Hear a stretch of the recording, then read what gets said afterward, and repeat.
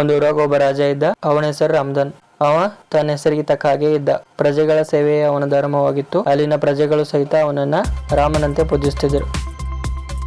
ರಾಜ ರಾಮದನ ತನ್ನ ಪ್ರಜೆಗಳಿಗೆ ಅಷ್ಟೇ ಅಲ್ಲ, ಬೇರೆ ರಾಜ್ಯದ ಪ್ರಜೆಗಳಿಗೂ ಸ್ವಾರ್ಥವಿಲ್ಲದೆ ಸಹಾಯ ಮಾಡುತ್ತಿದ್ದ.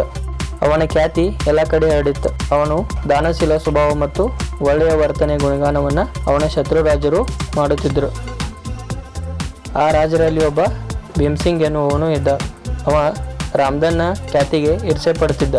ಈ ಈರ್ಷೆಯಿಂದ ಅವ ರಾಜ ರಾಮದನ್ನ ಸೋಲಿಸಲಿಕ್ಕೆ ಯುಕ್ತಿಯನ್ನ ರೂಪಿಸ್ತಾನೆ. ಕೆಲವು ಸಮಯ ಆದ ನಂತರ ರಾಮದನ್ನ ರಾಜದ ಮೇಲೆ ದಾಳಿ ಮಾಡ್ತಾನೆ.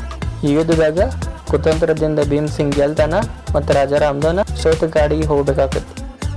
ಆದ್ರೆ ಇಷ್ಟೆಲ್ಲ ಆದ್ರೂ ರಾಮದನ್ನ ಜನಪ್ರಿಯತೆ ಕಡಿಮೆ ಆಗಿರಲಿಲ್ಲ. ಎಲ್ಲ ಕಡೆ ಜನರು ಅವನ ಬಗ್ಗೆನ ಮಾತಾಡ್ತಿದ್ರು. ಇದರಿಂದ ಭೀಮಸಿಂಗ್ ಶಾಂತಿ ಅನ್ನೋದ ಇರಲಿಲ್ಲ.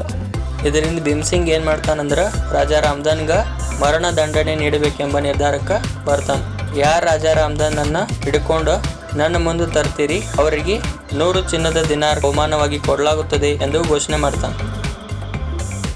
ಇನ್ನೊಂದು ಕಡೆ ರಾಜ ರಾಮದನ ಕಾಡಿನಲ್ಲಿ ಅಲೆದಾಡ್ತಿರ್ಬೇಕಾದ್ರೆ ಅವನಿಗೆ ಒಬ್ಬ ಪ್ರವಾಸಿಗ ಸಿಗ್ತಾನೆ. ಆ ಪ್ರವಾಸಿಗ ರಾಜ ರಾಮದನ್ಗ, ಅಣ್ಣ ನೀವ ಇಲ್ಲಿಯವರ ಅಂತ ಅನಿಸ್ತೈತಿ ನನಗ ರಾಜ ರಾಮದನ್ನ ರಾಜದ ಕಡೆ ಹೋಗುವ ದಾರಿ ತೋರಿಸಬಹುದೇನು ಅಂತ ಕೇಳ್ತಾನ.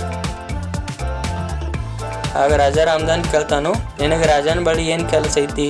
ಪ್ರವಾಸಿಗ ಹೇಳ್ತಾನು, ನನ್ನ ಮಗನ ಆರೋಗ್ಯ ಸರಿ ಇಲ್ಲ, ಅವನ ಚಿಕಿತ್ಸೆಗೆ ನನ್ನ ಹಣ ಎಲ್ಲ ಖರ್ಚಾಗೈತಿ. ರಾಜ ರಾಮದನ್ನ ಎಲ್ಲರಿಗೂ ಸಹಾಯ ಮಾಡ್ತಾನಂತ ಕೇಳಿನಿ, ಅದರಿಂದ ಅವನ ಬಳಿಗೆ ಹೋಗಿ ಸಹಾಯ ಕೇಳ್ಬೇಕು ಅನ್ಕೊಂಡಿನಿ.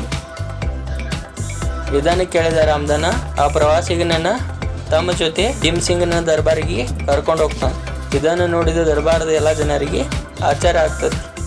ಭೀಮಸಿಂಗ್ ರಾಜನ ದರ್ಬಾರದೊಳಗೆ ಬಂದ ನಂತರ ರಾಜ ರಾಮದನ್ ಭೀಮಸಿಂಗ್ ರಾಜ ಹೇಳ್ತಾನೆ, ಹೇ ರಾಜ, ನೀ ನನ್ನನ್ನು ಹುಡುಕಿ ತಂದವರಿಗೆ 100 ದಿನಾರ್ ಕೊಡ್ತಾನಂತ ಹೇಳಿ ನನ್ನ ಈ ಸ್ನೇಹಿತ ನನ್ನನ್ನು ನಿನ್ನ ಮುಂದೆ ತಂದಿದ್ದಾನ, ಆದ್ರಿಂದ ಅವನಿಗೆ ಆ 100 ದಿನಾರ್ ಕೊಡು ಅಂತ ಹೇಳಿದಾಗ ರಾಜ ಭೀಮಸಿಂಗ್ಗ ರಾಮದನ್ ಎಷ್ಟು ದೊಡ್ಡ ಮಹಾನ್ ವ್ಯಕ್ತಿ ಮತ್ತು ದಾನಶೀಲ ವ್ಯಕ್ತಿ ಅಂತ ತಿಳಿತೈತಿ.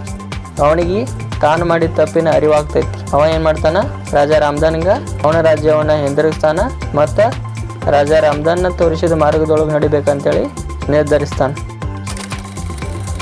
ಮನುಷ್ಯ ತನ್ನ ಕರ್ಮಗಳನ್ನ ಗಮನದಲ್ಲಿಡಬೇಕು. ನೀವು ಒಳ್ಳೇದು ಮಾಡಿದರೆ ನಿಮಗೆ ಒಳ್ಳೇದಾಗ್ತೈತಿ, ಕೆಲವೊಮ್ಮೆ ಕಷ್ಟವಾಗ್ಬೋದು, ಆದರೆ ಅಂತಿಮವಾಗಿ ಒಳ್ಳೇದಾಗ್ತೈತಿ ಅಂಥೇಳಿ ನಾವು ಈ ಕಥೆಯಿಂದ ತಿಳಿದುಕೊಳ್ಬೋದು. ಈ ಕಥೆ ಇಷ್ಟ ಆಗಿತ್ತಂದ್ರೆ ಈ ವಿಡಿಯೋವನ್ನು ಲೈಕ್ ಮಾಡಿರಿ. ಹಂಗೆ ಇದೇ ರೀತಿ ಹೆಚ್ಚಿನ ವಿಡಿಯೋಕ್ಕೆ ನಮ್ಮ ಚಾನಲನ್ನು ಸಬ್ಸ್ಕ್ರೈಬ್ ಮಾಡಿಕೊಳ್ರಿ. ಧನ್ಯವಾದಗಳು.